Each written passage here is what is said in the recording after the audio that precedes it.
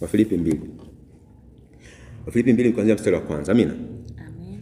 Biblia inasema hivi: basi ikiwapo faraja yoyote katika Kristo, yakiwako matulizo yote ya mapenzi, ukiwako ushirika wote wa roho, ikiwako huruma yote na rehema. Anasema, ijalizeni furaha yangu ili muwe na nia moja, wenye mapenzi mamoja, wenye roho moja, mkinia mamoja. Amina. Umesikia Paulo hapo? Anasema hivi mstari wa 3. Msitende neno lolote kwa kushindana wala kwa majivuno. Msitende neno lolote kwa nini? Kwa mashindano wala kwa majivuno. Wapenda. Pride. Majivuno ndio aliyomfanya shetani aanguke kutoka mbinguni. Amina. Unyenyekevu ndio unaofanya kina Mikaeli wakae mbinguni.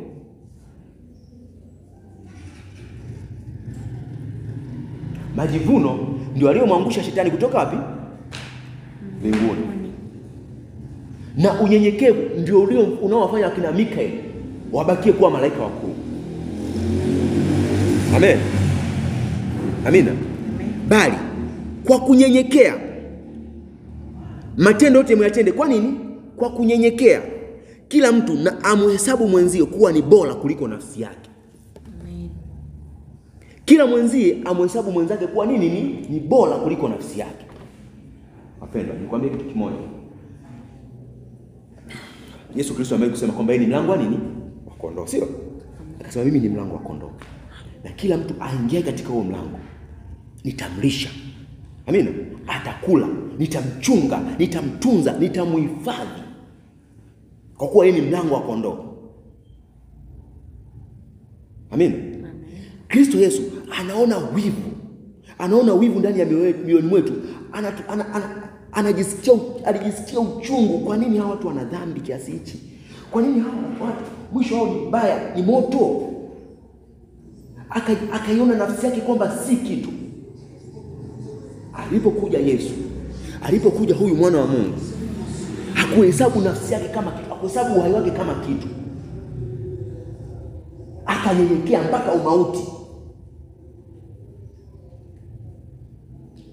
Wapendwa, nataka tuwe na nia kama hiyo ya Kristo. Tunie mamoja kama Kristo. Tuwaze mamoja kama Kristo. Tuwe na rehema na huruma kama Kristo. Ukianzia moja hapo ndio neno alikuwa anamaanisha hicho. Kija ukishuka hapa chini utaelewa maana alikuwa anamaanisha ni nini.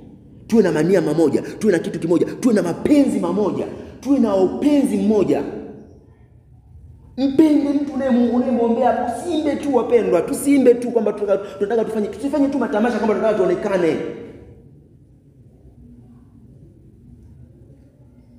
Nia yako ni nini? Ile nafsi yako ni nini? Unamwonyesha yule mtu kwamba utukufu wa Mungu umeshuka, lakini si kweli. Unataka kumwonyesha yule mtu kwamba tumekuwa na tunaongezeka, lakini si kweli. Unataka tumuonyeshe kwamba yule mtu tunafanya ibada, kanisa letu limekuwa tunafanya ibada za ajabu, lakini si kweli. Amen.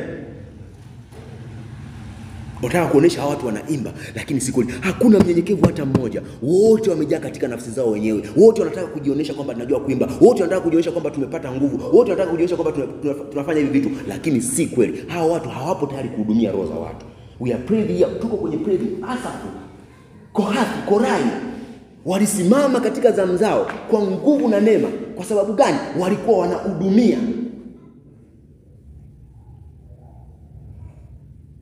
Walikuwa wanafanya nini? Wanahudumia. Anasema hivi mstari wa 4. Kila mtu asiangalie mambo yake mwenyewe, bali kila mtu aangalie mambo ya wengine. Amen. Amen. Usijiangalie wewe tu. Kwamba nini tuonekane vizuri, ni dress code vizuri, nifanye vizuri, ninakuja na praise, nakuja na sifu, nafanya hivi vitu, nataka nionekane kwamba I'm good. Usijiangalie wewe mwenyewe. Kwamba angalia watu unao preach, angalia watu unao waambia hayo maneno, angalia watu unao sambaza utukufu. Nawaambia siku moja, amina, siku moja utakapokubali na kunyenyekea mbele za Mungu, utakapokuwa ukiimba, ninakwambia moyo wa mtu utakuwa ukinyenyuliwa kwa namna ya ajabu, wala hautakuwa katika hekima ya wanadamu. Utawadanganya watu, watajaa goosebumps, watajaa vipele vya hisia, lakini ni uongo. Baada hapo akitoka hapo muombe Mungu sana. Na hichi kitu akifanyiki kwa jambo lolote, bali kwa maombi. Maombi ndio yanaondoa dhambi. Ukiona kama unafanya dhambi, huombi. A man who thinks does not pray, pray, haombi chochote. Kwa unapokuwa unaomba, unazidi kufukuza vitu, unazidi kujitanulia wigo mpana, ukaribu wako na Mungu unazidi kusogea. Huwezi kuiona hiyo process kwa sababu hauamini. If ukiamua kuchukua step ya kuamini, hatua moja ya kuamini, anza kufanya hicho kitu, anza kuweka hayo mazoea ya kuomba. Ndio maana that's why unajua Danieli akaweka ratiba mpaka ya maombi kwa siku mara 3. Anaomba asubuhi, anaomba mchana, anaomba na jioni. Kwa ajili ya nini? Kukaa pamoja na Mungu. Try to pray. Hitaji kuomba. Utashangaa behavior, utashangaa tabia, utashangaa kuona uchafu, utashangaa kuona vitu ambavyo viburi, vitu vibaya vinaanza kuondoka vyenyewe. Utiifu, nguvu, unyenyekevu vinaingia. Havitaingia vinyenyekevu kwa kusema tu nahitaji kuwa mnyenyekevu. You must pray.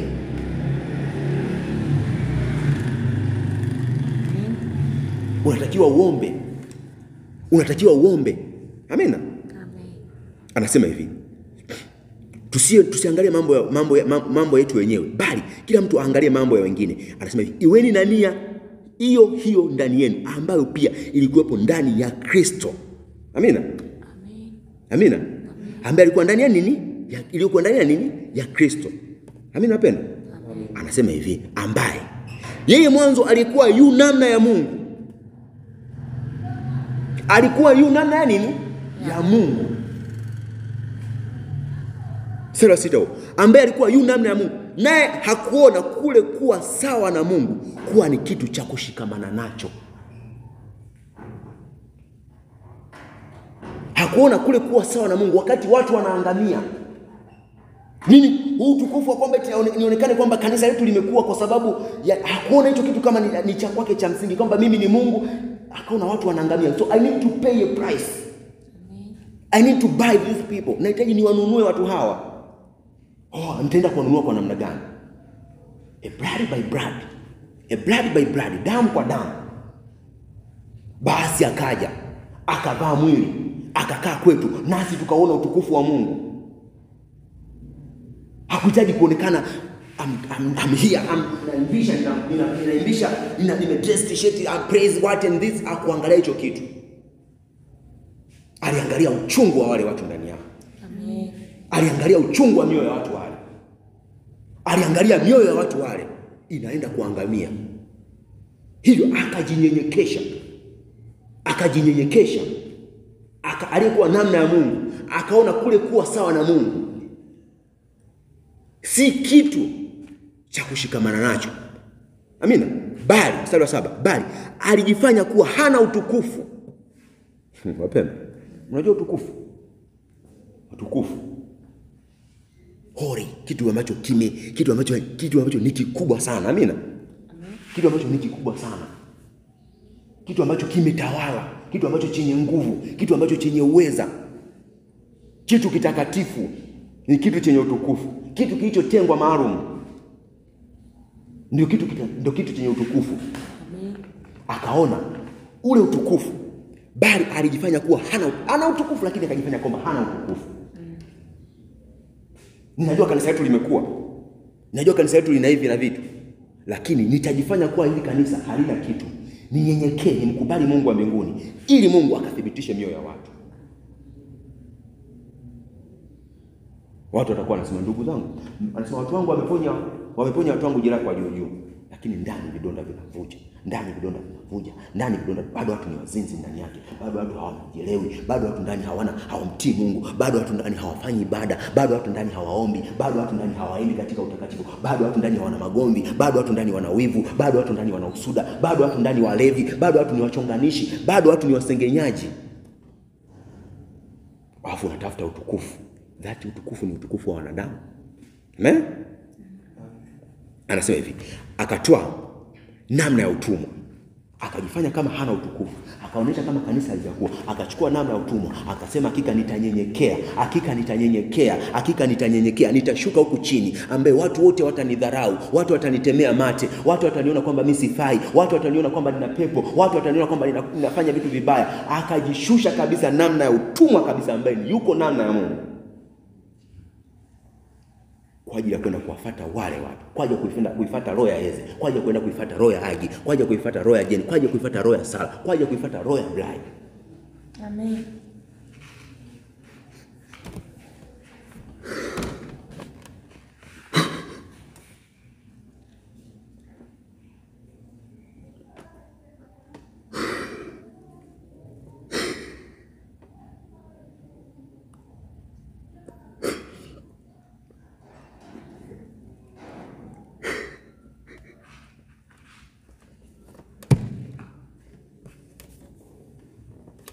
Amen. Amina. Amen. Pendwa, hiyo ndio nia ya Mungu. Hiyo ndio nia ya Mungu kwetu. Hiyo ndio nia ya Mungu kwetu. Akaja, vitu vyote hakuviona, akafanya hivyo, akawa mfano wa mwanadamu, akajifunua akawa mfano wa nani? Wa mwanadamu. Akawa kama mimi, akawa kama wewe, akawa kama wewe Yagi, akawa kama wewe Jeni, akawa kama wewe Sara, ambaye ni Mungu, ambaye ameumba mbingu na nchi, ambaye ameumba vitu, ameniumba na mimi. Akaona vitu vyote hivyo si kitu kwa ajili ya roho yangu mimi. Akajifanya kama ni mimi, akajifanya kama mwenye dhambi, akajifanya kama mchafu, akajifanya mtu asiyejulikana, akakubali yote haya. Amen. Amen. Anasema tena, alipoonekana katika umbo kama mwanadamu, alijinyenyekeza. Alijinyenyekeza. Alifanyaje? Alijinyenyekeza, akawa mtii.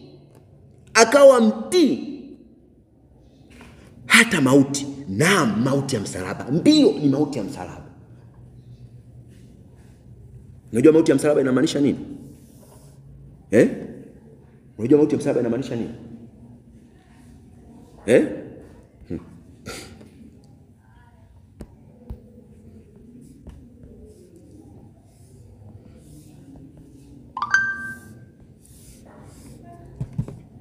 Unajua mauti ya msalaba inamaanisha nini?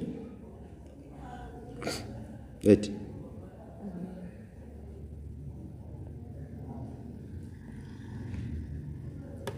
soma Galatia 3. Uone mauti ya msalaba inamaanisha nini? Uone mauti ya msalaba inamaanisha nini?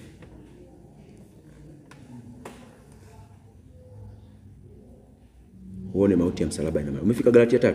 Amen. Umefika? Amen. Mstari wa 13. 13.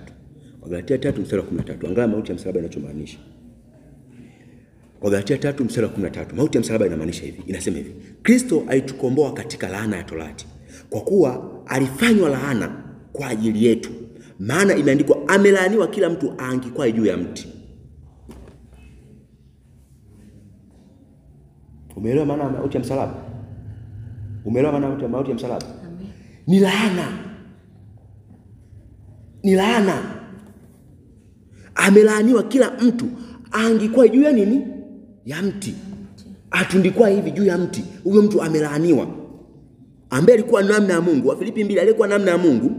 Mstari wa 8 anasema hivi: tena alipoonekana katika umbo la wanadamu, akajinyenyekeza, akawa mtii hata mauti, na mauti ya msalaba, ambayo ni ya laana. Ambayo ni ya nini? Ya laana.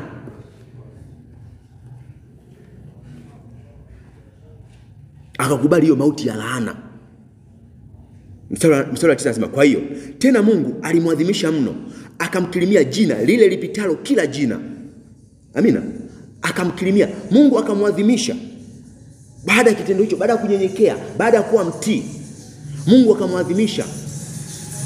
Amina. Mno. Kwa sababu ya unyenyekevu Mungu akamkuza mno. Hakika hakuwahi kuwa mtu kama yule. Hakika walikuja watu wengi, lakini hakuwahi kuwa kama mtu yule, ambaye aliwanunua watu kwa bei ya mauti yake. Ambaye aliwanunua watu kwa bei ya nini? Ya mauti yake. Akamkirimia, akampatia jina ambalo linapita kila jina, ili kwa jina la Yesu kila goti lipigwe, na vitu vya mbinguni na vya duniani na vya chini ya nchi, na kila ulimi ukiri ya kuwa Yesu Kristo ni Bwana na utukufu wa Mungu, na Yesu Kristo ni Bwana kwa utukufu wa Mungu Baba. Kila jigoti likiri na kukubali kwamba Yesu ni Mungu na utukufu wa Baba awe nao yeye, maana yake ndio yeye Mungu mwenyewe. Kwa utukufu ule wa Baba ndio akawa nao yeye. Brother, kama tunataka tuone nguvu ya Mungu nguvu ya Mungu ipo kwetu, amina. Nguvu ya Mungu haionekani, hatutategemea kama tunavyotaka kwamba utuone jamani, kama we are saved. Tunataka tutegemee tena watu waanguke mapepo kanisani kwetu? Kama tumeokolewa tunataka watu waanguke mapepo kanisani kwetu? Hatutegemei hicho kitu, sio? Hatutegemei. So unapokuwa una pray, acha hizo tamaa za kingine. Jua unachohudumia ni nini. Jitahidi sana unapokuwa katika kuhudumia, katika kuomba, katika kufunga, katika kusali, katika kuhubiri, katika kuimbisha, katika kufanya nini? Vaa ule utukufu wote wa Mungu. Nyenyekeshe, kubali ule unyenyekevu. Alafu utakapoenda kuachilia ule unyenyekevu, hakikisha unakuwa kama kile tunachokuwa tunakizungumza kule Paulo. Sema hivi, nia yangu sikuja kuhubiri tu habari ya Mungu, sikuja kuimba tu habari ya Mungu, bali roho yangu inavyomjua Mungu, aje akaijue. Roho yangu inavyomjua Mungu, akaijue. Roho yangu Mungu, huyu mtu akamjue Mungu kwa jinsi ninavyojua huu utukufu wa Mungu uliopo ndani yangu. Hakika hutawahubiria watu watukufu wa wanadamu. Amina. Amina wapendwa. Tufanyeje sasa? Tufanyeje?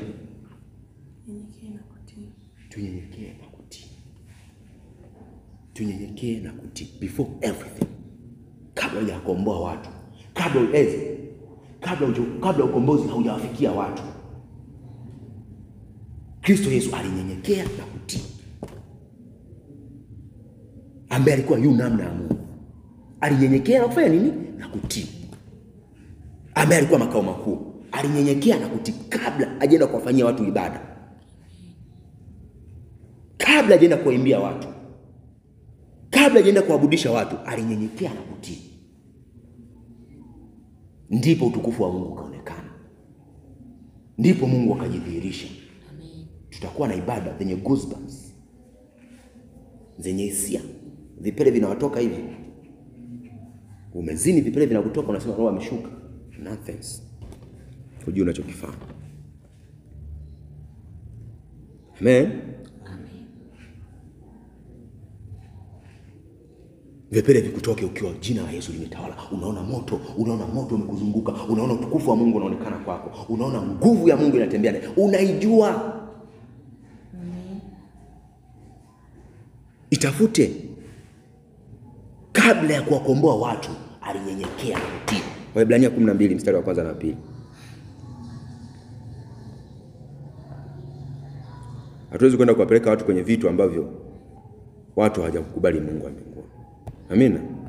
Hauwezi kuwapeleka watu kufanya vitu ambavyo hawajamkubali Mungu wa mbinguni. Utakuwa unapotezea muda. Amina.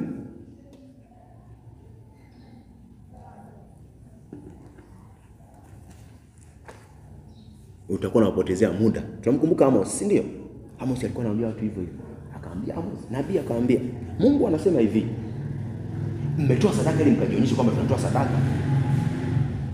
Kwa mlikuwa mnatoa sadaka, kumbe ili mkajionyeshe kwamba mlikuwa mnafanya ibada, ili mkaonekane kwamba mlikuwa mnafanya ibada. Hivyo sitazikubali sadaka zenu. Nitazichukia kelele za nyimbo zenu, nitazichukia kelele za vinanda vyenu, nitazichukia zote, sitazitaka. Amina. Kwa sababu unafanya kitu kwa ajili ya utukufu wako, si utukufu wa Mungu. Waebrania 12 mstari wa kwanza mpaka wa 4. Anasema hivi, basi na sisi pia. Waebrania 12 mstari wa kwanza mpaka wa 4. Basi na sisi pia, kwa kuwa tunazungukwa na wingu kubwa la mashahidi namna hii, na tuweke kando kila mizigo mizito na dhambi ile ituzingayo kwa upesi, na tupige mbio kwa saburi katika yale mashindano yaliyowekwa mbele yetu, tukimtazama Yesu mwenye kuanzisha na mwenye kuitimiza imani yetu, ambaye kwa ajili ya furaha iliyowekwa mbele yake aliustahimili msalaba na kuidharau aibu, naye ameketi mkono wa kuume wa kiti cha enzi cha Mungu. Alifanyaje? Aliustahimili nini? Msalaba na kuidharau. Alikuwa mnyenyekevu, akawa mtiifu, akastahimili kutemewa mate kote, akakukubali, akaidharau ile aibu, akavuliwa nguo, akawa uchi. Akiwa uchi Yesu akadharau ile, akaona si kitu. kuonekana jamani, anajijua kwamba yeye ni Mungu. Amen. Hizi haujui kama uko makao makuu? Haujui kama uko makao makuu? Haujui kama ni mwana praise? Haujui kama ni mwenyekiti wa praise? Haujui kama ni mwana praise? Jeni, haujui kama ni mwana praise? Sasa kwa nini unataka ujionyeshe kwamba you are praise kwa sababu ya vitu vya nje? Kwa nini usinyenyekee? Kwa nini kwanza usinyenyekee? Ili ukawakomboe watu, ili ukafanya kitu cha utukufu wa Mungu. Aliyekuwa yu namna ya Mungu akajinyenyekeza mpaka mauti.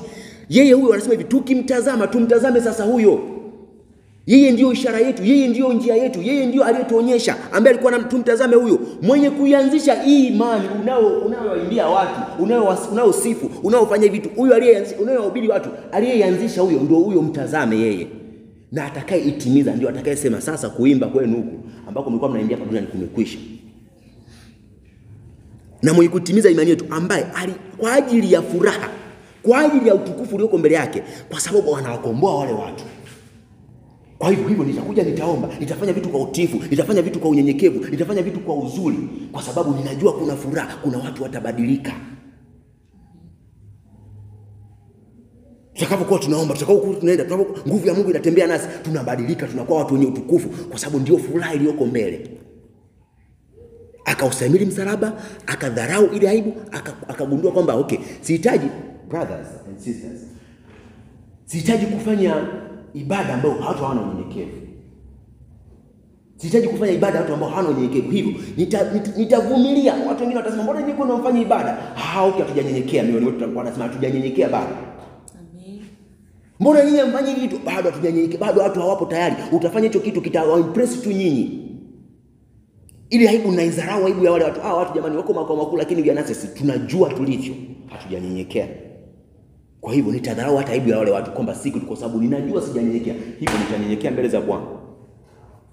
Naye ameketi mkono wa kuume. Baada ya kitendo hicho tu Mungu akamthibitisha, akafanya matamasha yenye kibali, akafanya matamasha ya kimataifa, akafanya matamasha yenye uweza. Ameshawakomboa watu. Wale watu akisema Agi, Bwana nimerudi tena. Sala akiitika akisema ni kweli amerudi tena. Agi akaitika ndani, akaitika huyu. Umoja ule kweko, nia moja ikawepo, hakika utukufu wa Mungu utakuwa sio kawaida. Amen. Wala si katika maneno, wala si katika kuongeongea, wala si katika namna, wala si katika kuimpress, bali katika kweli ndani ya mioyo ya kila mwanadamu. Anasema mstari wa 3, maana mtafakarini sana yeye. Nani huyo? Kristo, aliyestahimili mapingamizi makuu namna hii ya watendao wa dhambi kwa ajili ya nafsi zao. Tukumbuke, unapofanya kitu fanya kwa ajili ya nafsi za nani? Za wengine. Kila mtu asijiangalie yeye. Anapoangalia nafsi ya mtu mwingine kuwa ni bora kuliko ya kwake. Tumtafakari, tutafakari, unajua kutafakari, meditate, kaa wakati mwingi, fumba macho yako. Kama unaona utakuwa na distraction, fumba. Kama utakuwa na distraction, kaa. Nenda katafute sehemu, angalia, unaweza vitu, unaangalia mbingu haichange ovyo ovyo. Angalia ule utukufu wa Mungu, kaa angalia juu, anza kumtafakari Mungu. Anza kumtafakari Mungu, tafakari, mtafakari yeye aliyestahimili mapingamizi makuu. Namna gani Kristo Yesu huyu ambapo alipofanya. Tazama ni upendo wa namna gani. Utafakari ule upendo. Anza kuangalia, anza kuhesabu kuanzia mwanzo uumbaji wa dunia mpaka ufunuo inakuwaje. Tafakari hicho kitu, tafakari. Ukiwa utakuwa na afya njema akilini mwako, utamjua Mungu. Aliyestahimili mapingamizi makuu namna hii ya watendao wa dhambi. Juu ya nafsi yenu msije mkachoka. Amen. Wapendwa, ukisha mtafakari Kristo hautachoka kwa sababu utajua. Hautachoka kuwaendesha watu kwa sababu utajua. Hautachoka kuongoza watu, utajua. Hautachoka, utajua. Mungu yeye alishuka kama mwanadamu akavaa mwili. Kama Mungu alishuka akavaa mwili, akaona kuwa sana Mungu si kitu. Kwa hiyo sitachoka, nitanyenyekea mpaka nihakikishe utukufu umeonekana. Nikihakikisha kwamba ninastahili. Ukiwa unafanya kitu ambacho hujastahili, wapendwa, kina aibu mbaya sana. Watu wametoka kwenye tamasha leo, kesho watu wamekumania. Tutoka kwenye tamasha leo, kesho watu wamezini. Tutoka kwenye tamasha wakati tamasha ni kutuongeza imani, lakini inakuwa ni sehemu pa kutunyonya upako. Hata kile kwa sababu nini? Umeenda mbele za Bwana ukiwa, hebu nisomee Mhubiri 5 mstari wa kwanza. Mhubiri 5 mstari wa kwanza.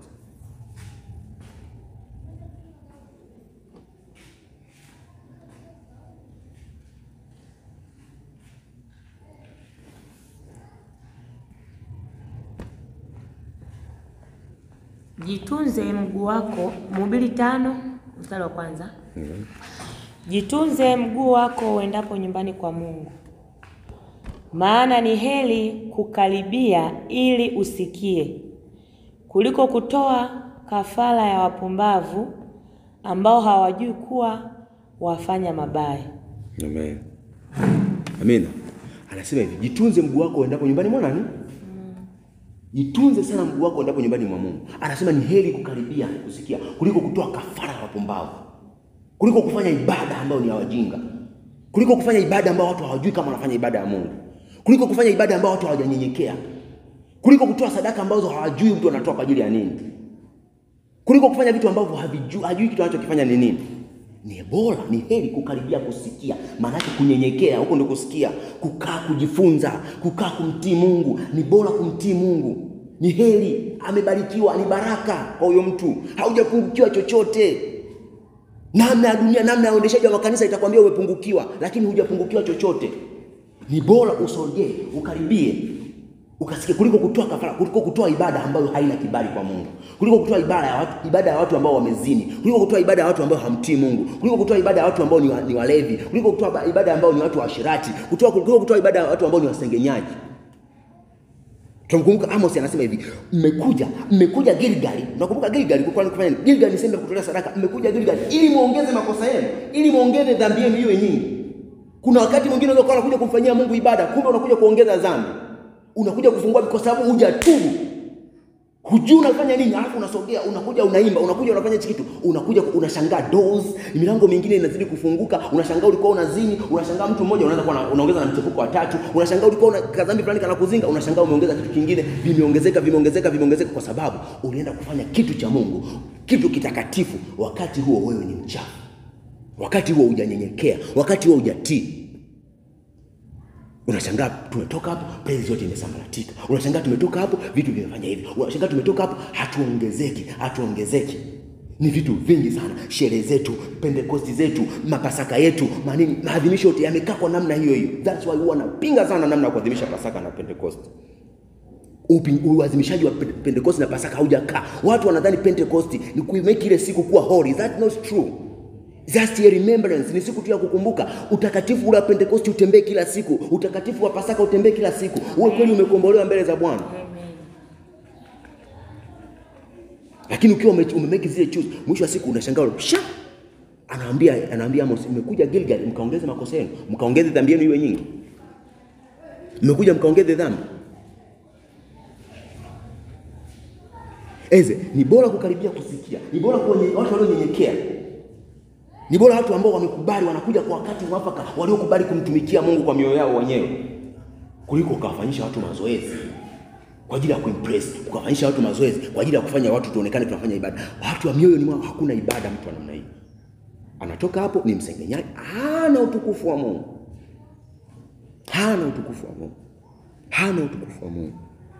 Ndio maana Yesu wa Mungu anaambia, njooni sasa Betheli. Si mna dhambi? Njooni Betheli, njooni Gilgali. Sema pa kutolea sadaka hapo, njooni mtoe sadaka, mkaongeze dhambi zenu. Amina. Ukitaka kusoma kitabu cha Amos 4 mstari wa 4. Amina. Amos 4 mstari wa 4. Ukitaka kusoma hicho kitabu cha kuosa hilo jambo. Wapendwa, tumtafakari nani? Tumtafakari sana yeye aliyestahimili mapingamizi makuu namna hii ya watendao dhambi kwa ajili ya msije mkachoka mkazimia mioyoni mwenu. Tuwe wanyenyekevu kama Kristo. Tuwe watii kama Kristo. Mpaka mauti. Mpaka nini? Mauti. Paulo anamaliza mstari wa 4. Anasema hamjafanya, mstari wa Ibrania 12 anasema hamjafanya vita hata kumwagika damu mkishindana na dhambi. Hamjafanya nini? Vita hata kumwagika damu mkishindana na dhambi. Mnacheza tu. You are just playing. Mnacheza tu.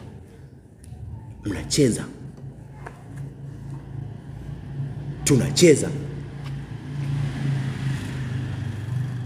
Hatujafanya vita hata kumwagika damu tukishindana na nini? Na dhambi. Wapendwa, We do all of this. Tunafanya haya yote. Tunanunua mic, tunanunua everything kwa sababu ya kucompete na dhambi. Tuna praise, tunasifu, tunaabudu, tunafanya kwa sababu ya nini? Ya kushindana na nini? Na dhambi. What if una entertain dhambi? Vipi kama una entertain dhambi? Dhambi iko ndani yako afu unakuja unafanya hicho kitu. Unairuhusu dhambi iingie. Unairuhusu dhambi ishike hatamu. Unaharibu vitakatifu vya Mungu. Amina. Jamani, naongea na watu hapa. Amen.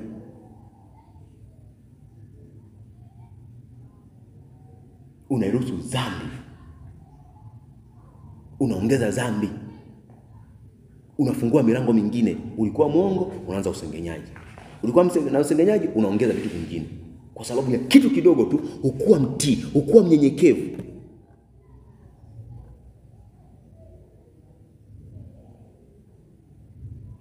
Tumwangalie huyo ambaye alikuwa ni Mungu, akajifanya kuwa namna ya mwanadamu, akaja kwetu, alifanya nini? Kasoma Waebrania 4. Mstari wa 15 na 14, 15.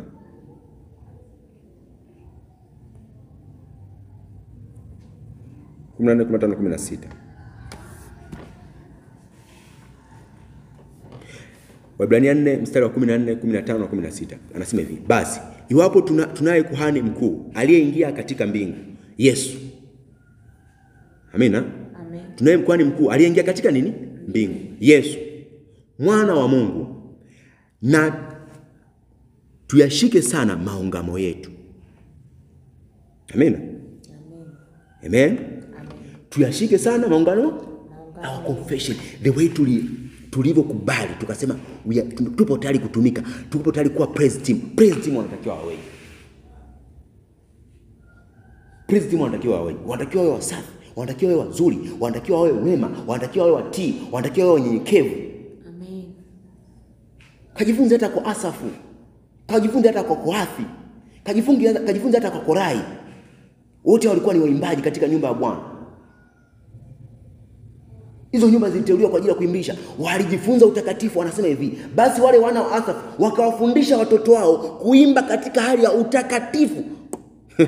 Sio katika hali ya kuimba kujiimpress wa watu wanao, waweze kufanya ibada za kuonekana na watu. Waliwafundisha watoto wao kuimba katika utakatifu mbele za nyumba ya Mungu, kwa sababu ndipo Mungu alikuwa anashuka hapo.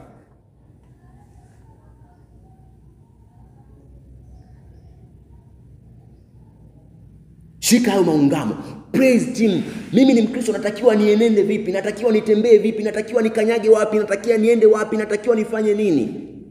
Wakati unampokea Kristo ulikuwa unasemaje? Nitaurithi uzima milele, nitamtumikia Yesu Kristo. Umeacha hayo maungamo. Nataji kumfanyia Mungu ibada, unafanya sasa ibada zako sasa. Unajiabudu wewe. Unajiabudu wewe. Amen. Anasema mstari wa 15: kwa kuwa hakuna kuhani mkuu, hakuna mwanadamu yoyote, kwa kuwa hakuna kuhani mkuu asiyeweza kuchukuana nasi katika mambo yetu ya udhaifu. Hakuna kuhani mkuu asiyeweza kuchukuana nasi katika udhaifu wetu. Anasema hivi: bali yeye alijaribiwa sawa sawa nasi katika mambo yote bila kufanya dhambi. Bila kufanya dhambi. Kwa sababu gani? Alikuwa mnyenyekevu na nini? Aliyekuwa namna ya Mungu, akanyenyekea, akawa mtii hata mauti. Akanyenyekea. Hakuna kuhani mkuu, ni pekee Yesu ndiye anayeweza kuchukuliana nasi katika hali ya udhaifu. Alijaribiwa katika uongo, alijaribiwa katika uzinzi, alijaribiwa katika pesa, alijaribiwa katika vitu vyote, hakufanya dhambi hata moja. Tamaa za mwili zilikuja, tamaa za mili zilikuja, vitu vyote vilikuja, mwili ukawa unavuta, unamwambia, lakini hakukubali. Akanyenyekea, akawa akamtii mpaka mauti. Alipokuwa akinyenyekea, Mungu alikuwa akimtia nguvu. Alipokuwa akisema, mwili unasema hivi: Baba, ikiwa ikiwezekana kikombe hichi kiniepuke, lakini si kama nipendavyo, bali mapenzi yako atimize. Wakati anasema vile, malaika walikuja wakamtia nini? Nguvu. Kwa sababu ya utii, kwa sababu ya unyenyekevu, malaika walipomtia nguvu, akaweza kutembea, akaweza kukubali, akaweza kutemewa mate kwa sababu ya ile nguvu ya Mungu. Akaweza kutemewa mate, asione kama ni kitu. Akaona uhai wa Marieta, akawa anaona uhai wa Sara, akawa anaona uhai. Mate anatemewa, yeye anaona uhai wa Sara. wanazidi kulitimiza andiko, basi anashangilia. Anasema alistahimili, akaidharau aibu, alifurahia kile kitendo. Wanapomvua nguo anasema yes, aibu ya wanadamu inaondolewa sasa. Amen. Aibu ya wanadamu inaondolewa. Wanapompiga misumari, yes, wanadamu wote wanazidi kuwakomboa. Damu yangu inatakasa. Hawajui wanatimiza hilo andiko. Anasema hivi katika kitabu upendo. Anasema katika kitabu cha Wakorintho wa kwanza 2, kwanza nadhani mstari wa 6 pale. Anazungumza kuhusu hilo jambo. Anakuja anasema pale chini kabisa mstari wa 6 wa 7 wa 8 pale. Anazungumza jambo, anasema hivi, basi kwa kuwa Yesu Kristo, kwa kuwa nani? Yesu Kristo. Watu wangejua kama Yesu Kristo, Shetani angejua kama Yesu Kristo anakuja kuwakomboa watu wasingemsulubisha Yesu. Kwa sababu gani? Si hekima ya wanadamu, ilikuwa ni hekima ya mbinguni. Amina. Ukianza kusoma mstari pale utaona kitu anafundisha kitu kizuri sana Paulo kwa Wakorintho. Wakati anawaambia jamani, nilipokuja kwenu nilikuja kwa matetemeko mengi, kwamba kitu kimoja tu, Yesu amesulubiwa. Kwa hiyo sikutaka kujua neno lolote kati yenu, bali nilikuja kwa matetemeko mengi nikawafundisha, ili msiwe na hekima za dunia, bali muwe na hekima ya mbinguni. Kwa maana wangekuwa wameijua hekima ya mbinguni, watu hao wasingalimsulubisha Yesu Kristo.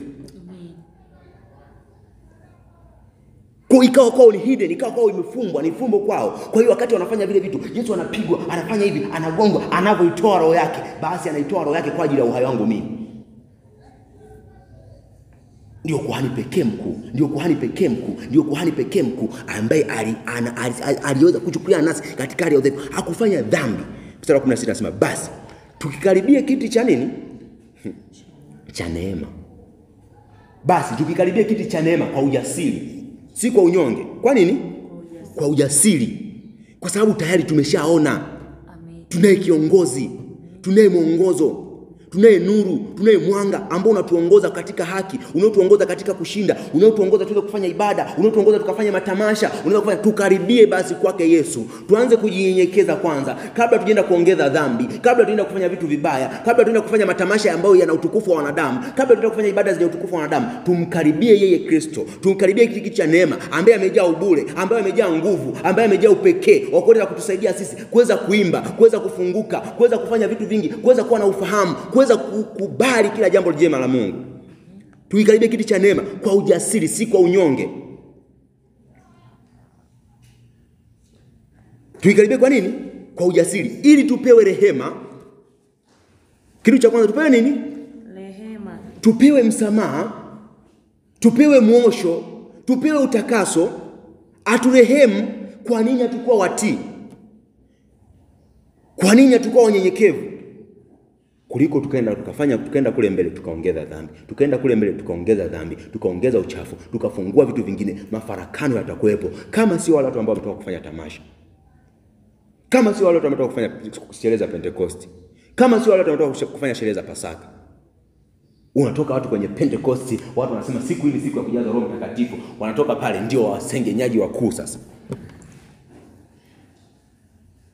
Kwenye Pentecost hapo ndani ya sherehe za Pentecost wanapigana na kupigana. Sana Roho Mtakatifu ni roho fujo au ni roho namna gani? Wananuniana na kununiana. Mtu hahesabu nafsi ya mwenzake kama nafsi yake yeye. Upendo huu hakuna. Kwa sababu gani? Tuna entertain, si watu watiifu wala wanyenyekevu. Tumetunda dhambi. Kutunda dhambi, kitendo cha kutunda dhambi tunafanya Mungu azidi tuongeze kosa mbele za Mungu. Tulikuwa na kitu kidogo tunaongeza vitu vingine. Tukikaribia kiti cha neema siku ya leo, karibia kiti cha neema. Sio siku ya leo tu. Kila siku. Kila siku. Ili andiko mimi kila siku wanaliomba, kila siku.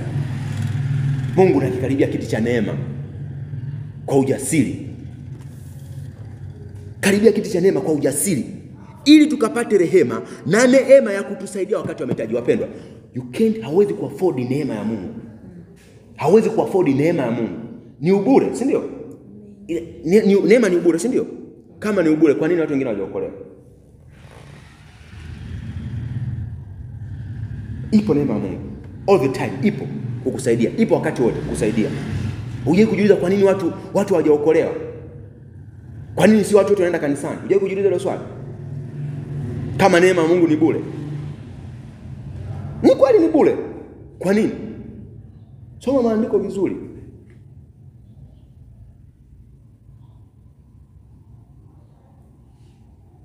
Neema iliyokuwa wanadamu wote imefunuliwa. Amen. Katika Efeso pia anasema hiyo neema hii tumepewa neema bure kutoka kwa Mungu. Anasema hivi, katika njia ya imani. Without faith you can't have the grace. Faith is access. Faith is a key. Faith ni mkono kwa ajili ya kupokea neema. Amen. Imani ndio mkono wa kupokelea neema. Mungu anatangaza neema. Injili inatangaza kwa watu wote, ila wenye imani ndio wanaopokea. Amina. Amen. Brother, ili tamasha lipate kibali, ili ibada ipate kibali, lazima tunyenyekee. Amen. Na hicho kibali ambacho tunakitafuta sio cha wanadamu, chako wewe. Chako wewe. Ina impact gani kwako wewe? Ina impact gani kwa mama wa kanisa hili? Ina impact gani kwa kijana wa kanisa hili? Ina impact gani kwa baba wa kanisa hili? Hivi unadhani watu walizunguka Yeriko kwa sababu wana Asafu waonekane wanaimba vizuri? Hivi unadhani vita ya Yehoshafati ilipigana, watu wakaambia tokeni asubuhi mwende mkapigane, simameni tu mkaone wokovu wa Bwana? Watu wakafika, watu wamejiandaa na silaha na nini, lakini Mungu akamwambia hapana, watangulize Asafu mbele, watangulize Kohathi mbele. Kohathi wakafika pale mbele, wakaimba, wakasema Mungu, fadhili zako ni za milele. Neno alilolisema ni fadhili zako ni za milele. Watu vita ikaanza kupigana, wao kwa wao wakaanza kuuana, wao kwa wao wakauana. Watu zaidi ya 700,000 wakauana kwa sababu ya sifa ya Kohathi, kwa sababu ya unyenyekevu wa mfalme Yehoshafati. Muaminini Mungu, muaminini manabii wake mkapata kibali, muaminini Mungu mkathibitike. Alipokuwa mtii Yehoshafati, alipokuwa mnyenyekevu Yehoshafati, akawaambia Israeli, basi tokeni asubuhi nanyi simameni mbele. Watangulia hao Kohathi mbele, waende kuimba. Walipoimba utukufu wa Mungu kaonekana. Kwa hakuhitaji silaha tena kuweza kushinda zile vita, bali unyenyekevu wa Yehoshafati, unyenyekevu wa Israeli.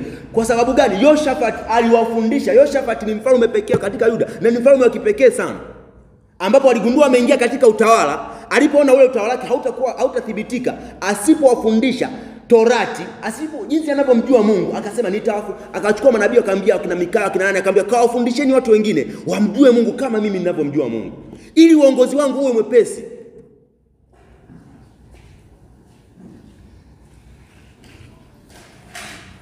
Akawafundisha unyenyekevu wake, ule unyenyekevu wake akawafundisha watu wengine ili utukufu wa Mungu onekane. Alipokuwa akiwaambia watu tumtumikie Mungu, tumnyenyekee Mungu, Kohathi tangulieni mbele mkathibitike, mna hofu msitetemeke, msiwe na hofu na kutetemeka, tangulieni mbele mkathibitike. Waliponyenyekea jambo hilo, Mungu akathibitisha.